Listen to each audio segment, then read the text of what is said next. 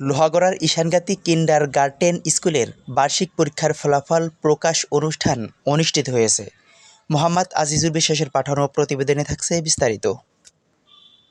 ঈশানগাতি garden স্কুলের বার্ষিক ফলাফল অনুষ্ঠান উপস্থিত আছেন এলাকার গণ্যমান্য ব্যক্তি, স্কুলের পরিচালক কমিটি, শিক্ষিকারা, ছাত্র অভিভাবক যারা উপস্থিত আছেন সবাইকে জানাই আমার পক্ষ থেকে আন্তরিক শুভেচ্ছা অভিনন্দন। আজকে আসলে আমাদের পাশে এত সুন্দর একটি স্কুল হয়েছে আমি আগেও জানি না। আসলে আজকে এসে আমার খুব ভালো লাগছে যে স্কুলের উন্নয়ন দেখে। তাই একটি কথা আমি বলবো, ছেলে মেয়ে মানুষ করার দায়িত্ব অভিভাবকের সর্বপ্রথম, এরপর শিক্ষিকারা আছেন। আমি চাই যে এই স্কুলের ছাত্রছাত্রীরা সুন্দরভাবে শিক্ষায় শিক্ষিত হোক, এটাই আমি আশা করব। আমাদের এই স্কুলের বিষয়টি সবাই মাথায় রেখে গুরুত্ব দিয়ে আমাদের লক্ষ্য করতে হবে। স্কুলের সমস্ত কিছু আমাদের এলাকার গণ্যমান্য ব্যক্তি যারা আছে এরা যদি আসলে খেয়াল দেয়, আমরা আগামীতে আরো এগিয়ে নিয়ে যেতে পারবো স্কুলটাকে। আলহামদুলিল্লাহ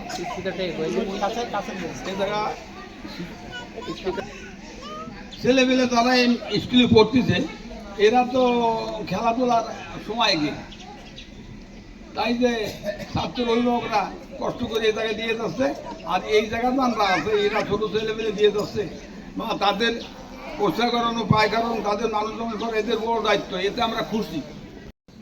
আমি প্রথমেই কৃতজ্ঞতা স্বীকার করছি যারা দূর দূরান্ত থেকে কাজকর্ম ফেলে, অনেক ব্যস্ত মানুষ, অনেক মুরব্বী এবং অনেক সমাজসেবক এবং নিজেদের পারিবারিক কাজ ফেলে যারা এখানে বাইরে থেকে সময় দিয়ে আমাদের সাথে একসাথে এখানে বসছেন, আমি আমাদের এই প্রতিষ্ঠানের পক্ষ থেকে কৃতজ্ঞতা স্বীকার করছি এবং ধন্যবাদ জানাচ্ছি।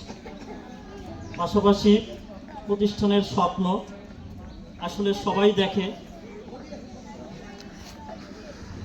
আমরা সেটাই করছিলাম যে আমাদের এলাকায় আসলে শিক্ষার যে দুরবস্থা ছিল সেইখান থেকে আমাদের শিশুদেরকে কীভাবে আমরা মানুষ হিসাবে তৈরি করতে পারি। আমরা আসলে যারা দাড়ি টুপিওয়ালা লোকজন আমরা বুঝি যে শিক্ষা বলতে শুধু মনে হয় কোরআন শরীফ, কিন্তু দেখেন আল্লাহ রসুল বলেন কি, তলাবুল ইলমে ফারিদাতান আলা কুল্লি মুসলিম ওয়াল মুসলিমাত ওয়া কানা বিসসিন, যে প্রত্যেকটা মুমিনের উপরে জ্ঞান অর্জন করা কি ফরজ, এবং তাদের সেই জ্ঞান অর্জনের জন্য সুদূর কোথায় যাও, চীন যাও। চীনের মানুষ কি এখনো মুসলমান? তারা তো বৌদ্ধ, তাদের কাছে যে কোন শিক্ষা শিখতে বললো? এবং আজকে সারা পৃথিবী তারাই কিন্তু বাণিজ্যিকভাবে উৎপাদনের ক্ষেত্রে তারাই কিন্তু এগিয়ে, অর্থনৈতিক ক্ষেত্রে আজকে তারাই এগিয়ে। আমাদের শিক্ষার ক্ষেত্রে দেখেন জাপানিরা তারা কিন্তু ইনভেস্ট করে বাচ্চাদের পিছনে, আমরা যেরকম জমি রাখি, আমরা যেরকম ঘর বাড়ি করি, তারা এগুলো কম করে। জাপানের ঘর বাড়ি দেখবেন খুব বড় ভবন নেই, তারা অর্থ বিনিয়োগ করে বাচ্চাদের পিছনে। তারা একটা বাচ্চা যদি মানুষ হয় ওরকম 1000 বিল্ডিং তারা তৈরি করতে পারবে। আপনি একটা ভবন পড়ে গেলেন, 2 পাখি জমি রেখে গেলেন, 2 দিন পরে সে গাঁজা ইয়াবা খেয়ে শেষ করে দেবে। কিন্তু যদি তাকে প্রকৃত মানুষ তৈরি করতে পারেন তাহলে দেখা যাচ্ছে সে আরও 1000টা তৈরি করবে। এই জন্য আমাদেরকে এই বাচ্চাদের প্রতি সহনশীল এবং তাদেরকে গুরুত্ব দিতে হবে বেশি। ধন্যবাদ।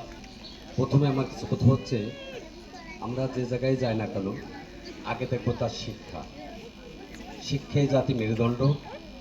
তো শিক্ষাকে যাতে করে আমরা সঠিক শিক্ষায় শিক্ষিত করতে পারি, আমাদের যেসব শিক্ষক শিক্ষিকা যেটা নিয়োগ আছে বা পরিচালক কমিটি আছে, সবার কাছে অনুরোধ রাখবো, তুমি একটা বাচ্চা ফুলের মতন বাচ্চাকে আমরা যারা অভিভাবকরা দিব সঠিকভাবে এই বিসমিল্লাহ যেরকম ভালো করবে, ছাত্ররা এই স্কুল থেকে যাবে অন্য স্কুলে প্রতিযোগিতায় গেলে ভালো ফল নিয়ে আসবে।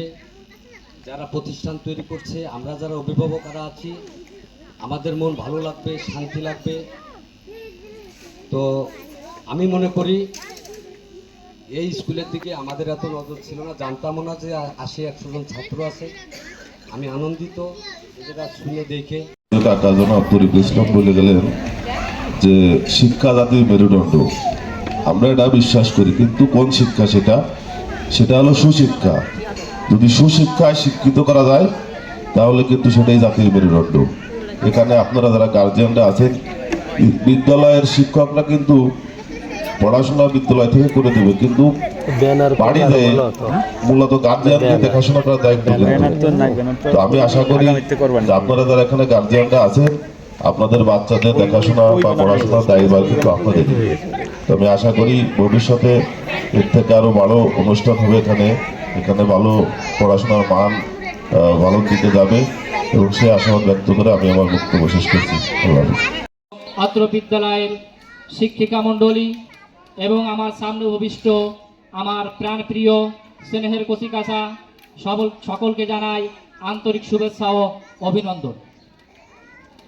আজকে আমরা এই যেখানে বসেছি, অতীতের ইতিহাস যদি একটু আমরা বলতে যাই তাহলে অনেকে জানেন যে এইখান দিয়ে আমরা শুনেছি নাকি নৌকা চলতো, এইখান দিয়ে বড় বড় ট্রলার চলতো, এরকমের খাল ছিল এখানে, এখনো আছে এখানে সরকারি জায়গা।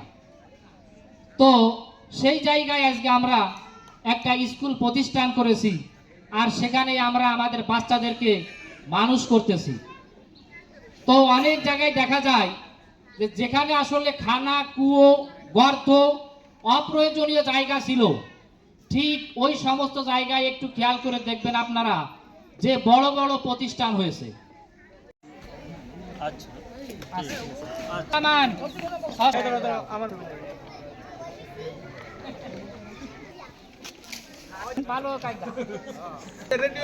তেরোতম হয়েছে রহমান, 16তম ইউসুফ, 18 মরিয়ম, রাফি, 8তম রাকেশ, 22তম সোয়ামণি।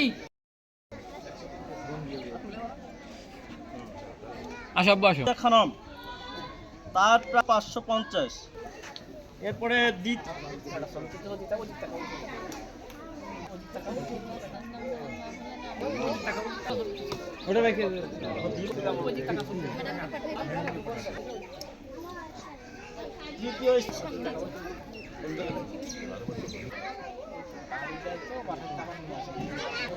থেকে